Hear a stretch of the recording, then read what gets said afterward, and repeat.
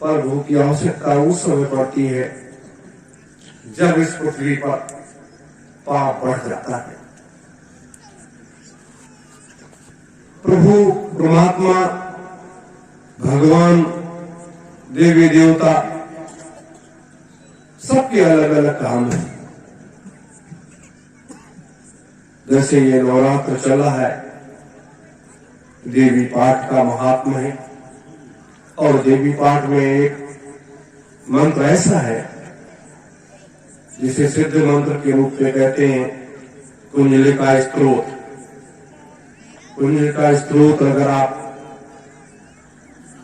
कोई भी व्यक्ति, लोग कहते हैं कि मंत्रों से कुछ होता नहीं है, तंत्र और मंत्र और जंत्र और नामदान, तंत्र, मंत्र, जंत्र, नामदान, ये चार ऐसी चीजें हैं और चार तरीके से लोग हैं। चार तरीके से लोग हैं। तो जब ये चार तरीके से लोग हैं तो ये इस चीज को जो करते हैं तो सबकी अलग अलग व्याख्या, कौन कितना क्या है क्या नहीं है, लेकिन आज के बाह्य रूप से सारी चीजों की आवश्यकता जो पड़ती है तो ये सारे लोग पूरा करते हैं। मेरे धर्म प्रेमी गुरु भाई बहनों, लोग माता को सिद्ध करते हैं, उनको याद करते हैं, व्रत रहते हैं और सिद्ध कर ले कि हम मंत्रों को सिद्ध कर लेंगे तो हमारा ये कार्य होगा, हमारा वो कार्य होगा, ऐसा होगा वैसा होगा। भूत प्रेत अगर किसी को छुड़ाना है, जैसे आज भूतों का अंबार लगा हुआ है पूरी दुनिया में, पूरी दुनिया में लोग इससे निजात पाने के लिए हर संभव प्रयास कर रहे हैं। प्रेत आत्माएं भागती रहती हैं, चलती रहती हैं, तो अपने काम को करती रहती हैं। क्यों क्यों करती? क्यों उनको मुक्ति और मोक्ष नहीं मिलता? ये सारा चीजें एक ऐसा राज रहस्य है जिस राज रहस्य से कभी लोगों ने पर्दा नहीं उठाया। और मैं इन सारे राज रहस्यों से पर्दा इसलिए उठाना चाहता हूं, उठा रहा हूं कि जब आपको ये जानकारी होगी कि अपने जन्म से हम कहां से आए, कहां मुझे जाना है, कहां मुझे रहना है और क्या क्या करना है, जानकारी की जरूरत तो यह है। यहां समुद्र मंथन की जरूरत नहीं है, यहां जरूरत यह है जब ये जानकारियां आपके पास हो जाएंगी तो साधना और भक्ति में, साधना अलग चीज है, भक्ति अलग है, वैराग्य अलग है। जो व्यक्ति वैराग्य ले लेता है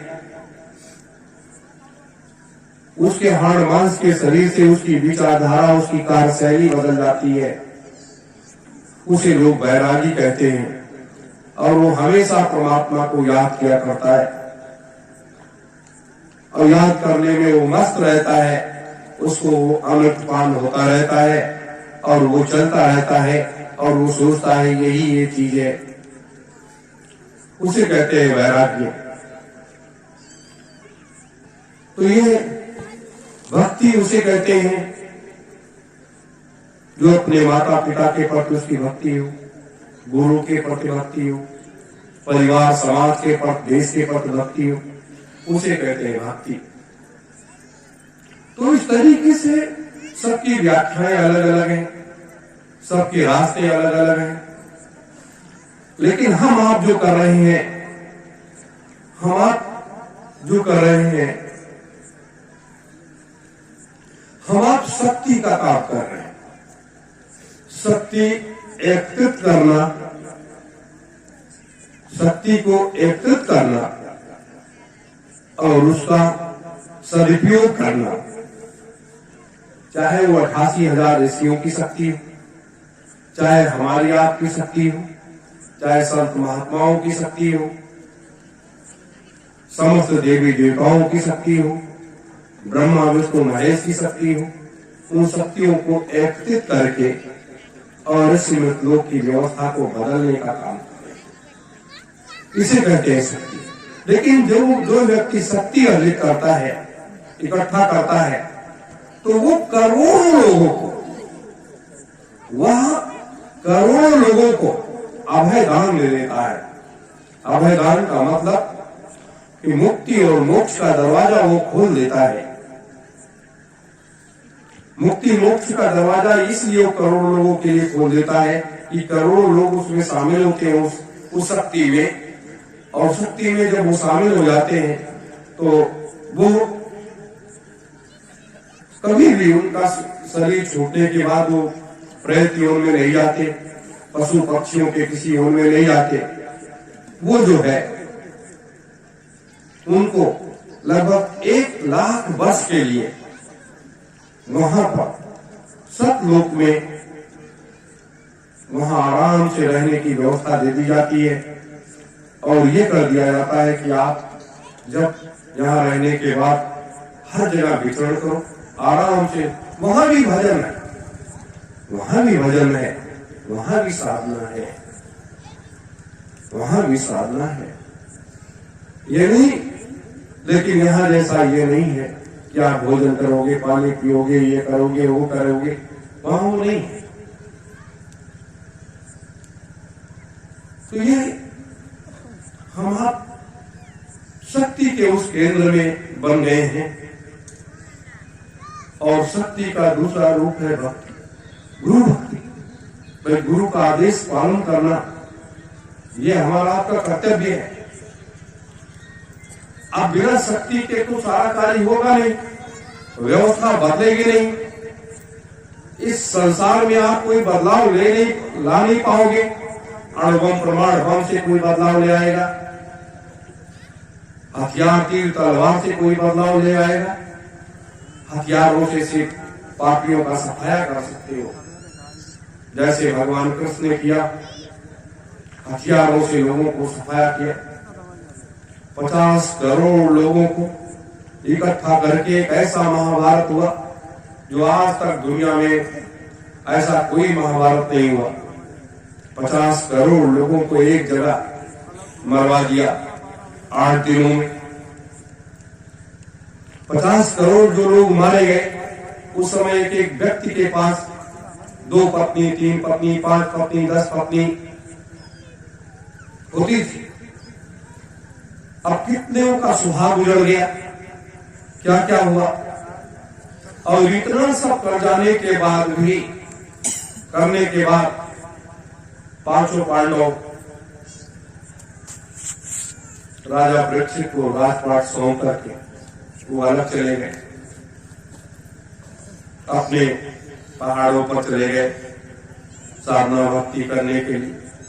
कृष्ण ने अलग अपने सारे खेल रचना का वो करके वो अलग अपने चल दिए। उसके बाद कलयुग आ गया, राजा परीक्षित के मुकुट पर सवार होकर के कलयुग आ गया। तो जब कलयुग आ गया तब से ये क्रम चल रहा है। तो आज कभी कभी खुशी भी होती है और कभी कभी दुख होता है कि जब आप सब सामने बैठते हो, आप सबका दर्शन दीदार होता है, बड़ी शांति आती है। लेकिन दुख जब होता है जब आपको हम उस भेद रहस्य के उस रास्ते पर नहीं ले जा पाता, तब दुख होता है। क्योंकि आप लोग को अपने को उस लिए तैयार ही नहीं कर पाते हो। आप लोग तैयार ही नहीं हो कि आपको उस रास्ते पर ले जाया जाए जहां हमें जाना चाहिए, जहां हमें जाना चाहिए। तो इसके लिए ये सतयुग तीर्थ की पावन धरा, ये पवित्र स्थली हमेशा समस्त जीवात्माओं का स्वागत और वंदन करती है कि जितनी भी जीवात्माएं आए, जब उनका ज्ञान चक्षु खुल जाएगा, उनको मार्ग दिखाई देने लगेगा, तो वह स्वयं अपने साथ कदम से कदम मिलाते चलेंगे और इस संसार को एक दिशा देंगे। मेरे धर्म प्रेमी गुरु भाई बहनों, ये कुछ बातें थी। काफी समय से आप लोग बैठे हो, मैं तो ऐसे सुनाता चला जाऊंगा, एक एक राज रहस्य को खोलता चला जाऊंगा और आप लोग सुनते चले जाओगे।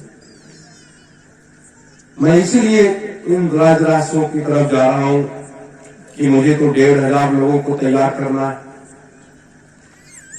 10,000 लोगों को तैयार करना है। तो 1500 लोग जब तैयार होंगे तो वो 10,000 लोगों को तैयार करेंगे, और जब ज्ञान रूपी गंगा में 1500 लोग गोते लगा लेंगे, दिव्य प्रकाश की चेतना में प्रकाशमय हो जाएंगे, तो वो एक एक व्यक्ति करोड़ों पर भारी पड़ जाएगा। यहाँ 5 दिन आप लोग रुके, 5 दिनों में आपको क्या मिला? एक विचारधारा ही तो मिली है, लेकिन जो चीज मिलनी चाहिए वो अभी नहीं मिली आपको 5 दिनों में। विचारधारा से आप चिंतन करते हैं, मनन करते हैं, चिंतन मनन करना अवश्य करिए, लेकिन ये सत्यम जय गुरुदेव सतयुक्ति किए पावन धरा, ये संसार की एक अलौकिक प्रकाशमय धरा है, इसे इतना जरूर याद रखें। और यहीं से ये उस सूर्य का प्रकाश, जिस सूर्य को ये देख रहे हो, एक सूर्य पूरे संसार को प्रकाशमय करता है, और जब ये करोड़ों करोड़ों सूर्य इस सूर्य से, इस सूर्य जैसा करोड़ों करोड़ों सूर्य जब आपके बीच में होंगे, तब आपका एक अलग अनंत उत्साह। माया रूपी संसार को आपने देखा कि यहां दोपहर में सबने हाथ उठाया और जैसे लोगों को भोजन मिला, काफी लोग घर की तरफ प्रस्थान कर दिए। वो तो घर है, वहां तो जाना आवश्यक है, लेकिन ये संकल्प शक्ति व्यक्ति की कमजोर होती है। जैसे चुंबक होता है, चुंबक जब पकड़ लेता है, जब आप उसको खींचोगे तो वो चुंबक कभी छोड़ेगा, वैसे नहीं। तो लोग चुंबक नहीं बन पा रहे हैं। लोगों का खिंचाव एक बैग होता है इधर, और एक बैग वो छूट जाता है और लोग दूसरे रास्ते की तरफ चल पड़ते हैं। ये माया रूपी संसार का एक खेल है, जिस खेल को सतयुग में, त्रेता में, द्वापर में, कलयुग में, और इसी खेल को, इस माया रूपी संसार के इस खेल को, इसको समाप्त करना चाहता हूं। 2,03,000 वर्ष की जो व्यवस्था बनने जा रही है, ये माया रूपी जो संसार है, ये खेल समाप्त हो जाएगा, एक नया संसार बसेगा, वो माया रहित होगा, वो माया रहित होगा। अब माया रहित होगा तो संसार कैसे चलेगा? उसका दूसरा रूप होगा, उसका दूसरा भाग होगा। इसी को कहते हैं परिवर्तन। ऐसा परिवर्तन, ऐसा बदलाव किसी युग में नहीं हुआ। धन्य है हम आप सब कि हम आप सब जैसे लोगों को पूज्य गुरुदेव ने इस कार्य के लिए चिन्हित किया, चयनित किया, और इतने बड़े कार्य की जिम्मेदारियां हम आप सबों के ऊपर सौंप दी। मेरे धर्म प्रेमी गुरु भाई बहनों, इतनी बड़ी जिम्मेदारियों का निर्वहन अगर मिला है करने के लिए, तो हंसी हंसी इसको करो, हंसी हंसी करो, क्योंकि किसी युग में इतनी ऐसी जिम्मेदारी किसी को नहीं मिली, किसी को नहीं मिली। आप सोच सकते हो, सतयुग में मात्र एक व्यक्ति को जिम्मेदारी मिली थी, हरिश्चंद्र जी को। त्रेता में एक व्यक्ति को जिम्मेदारी मिली थी, हनुमान जी को। द्वापर में एक व्यक्ति को जिम्मेदारी मिली थी, सुदामा जी को। और कलयुग में जब से कलयुग का राज आया, तब से किसी को कोई जिम्मेदारी नहीं मिली। सिर्फ महात्मा लोग आते रहे, समझा करके और रास्ता तैयार करके वो चले जाते रहे। कलयुग के 5300 वर्षों के बाद ये जिम्मेदारी हम आप सबको मिली। ये ऐसी जिम्मेदारी मिली जो किसी युगों में किसी को मिली ही नहीं है, किसी युगों में किसी को नहीं मिली है। ये समझ लीजिए आप। अब अगर इससे हम आप विमुख हो जाए, हम आप रास्ता बदल दें,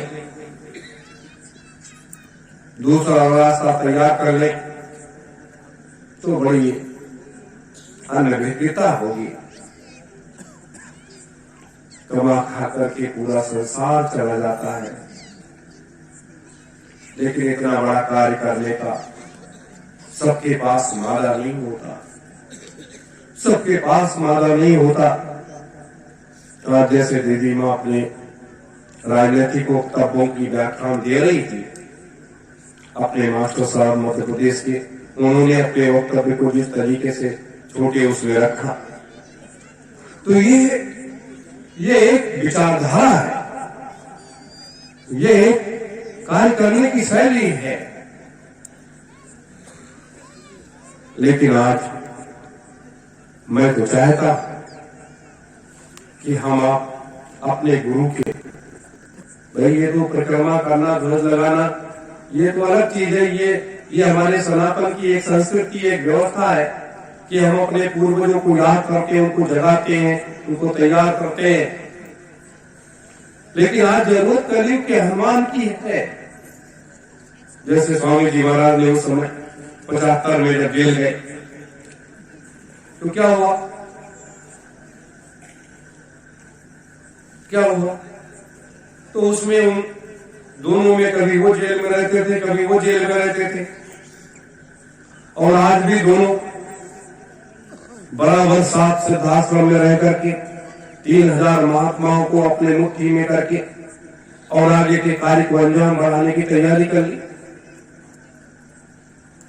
इसलिए आत्मा और परमात्मा के भेद को जानते हुए अपने उस महान संकल्प की तरफ हम आपको आगे बढ़ना है। लेकिन आगे जितने भी कार्यक्रम होंगे यहाँ पर, मैं आज ही ये घोषणा किए दे रहा हूं, उसमें किसी प्रकार की कोई हिला हवाली नहीं होगी। एक समय तो सत्संग का कार्यक्रम होगा और एक समय साधना शिविर लगेगी, जो 3 घंटे की साधना शिविर होगी और 3 घंटे आप लोग मेरे साथ बैठेंगे। 3 घंटे, क्योंकि मैं आपको इस योग्य बनाना चाहता हूं, आपको इस तरीके से तैयार करना चाहता हूं कि आप अपने महान संकल्प को पूरा करने के लिए आपके अंदर असीम शक्तियां समाहित हो जाए और आप पूरे संसार में विजेता के रूप में कहीं भी चले जाओ तो जीत करके वहां से चले आओ और लाखों करोड़ों की फौज आपके पीछे चली आए। ये वक्त की मांग है, यही वक्त की पुकार है। ये मत देखो कि आपको कौन अच्छा कह रहा है, कौन बुरा कह रहा है, कौन क्या कर रहा है। कौन क्या कर रहा है उसको करने दो, कौन अच्छा कह रहा है कौन बुरा कह रहा है उसको कहने दो, उसकी बात की तरफ गौर न करो, सिर्फ अपने लक्ष्य को देखो, आगे बढ़ते रहो, अपनी इकाइयों को मजबूत करो, अपनी इकाइयों को मजबूत करो।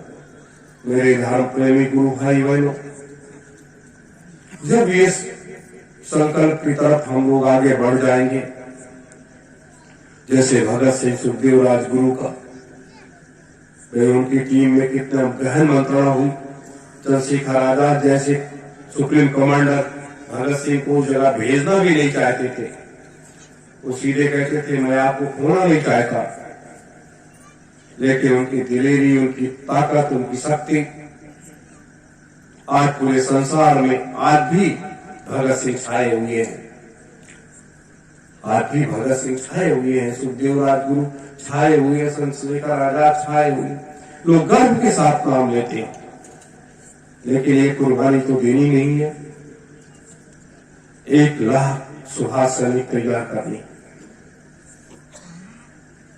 इसलिए इस युग परिवर्तन की बेला में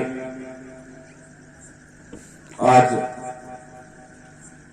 इस पर्व पर परम पूज्य स्वामी जी महाराज के मुक्ति दिवस के पावन पुनीत पर्व पर जैसे स्वामी जी महाराज को जेल से आने के बाद लोगों में खुशियां हुई थी, पूरी संगत खुशी से झूम उठी थी, उसी तरीके से आज अपने लोगों को खुशी होनी चाहिए कि हम आप सब सतयुग तीर्थ की पावन धरा से युग परिवर्तन सतयुग स्थापना महायज्ञ के उस संदेश को लेकर के जा रहे हैं जो जन जन तक पहुंचाएंगे और लोगों को इस कार्य के लिए तैयार करेंगे।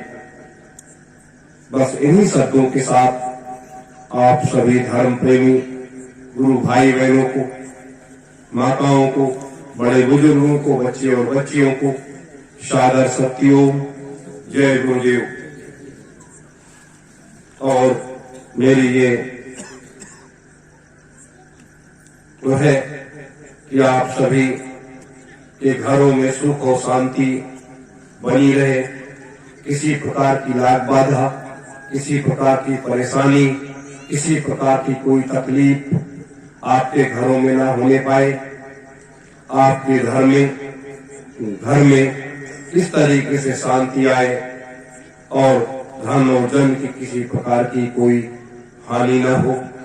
मालिक की ये दया, गुरु की ये दया आपके घर परिवार के ऊपर हमेशा बरसती रहे, जिससे आप सब हमेशा संगत के काम करने के लिए, संगठन के काम करने के लिए हमेशा आप लोग तत्पर रहें और आपके घरों की आर्थिक स्थिति सुदृढ़ और मजबूत होती चली जाए।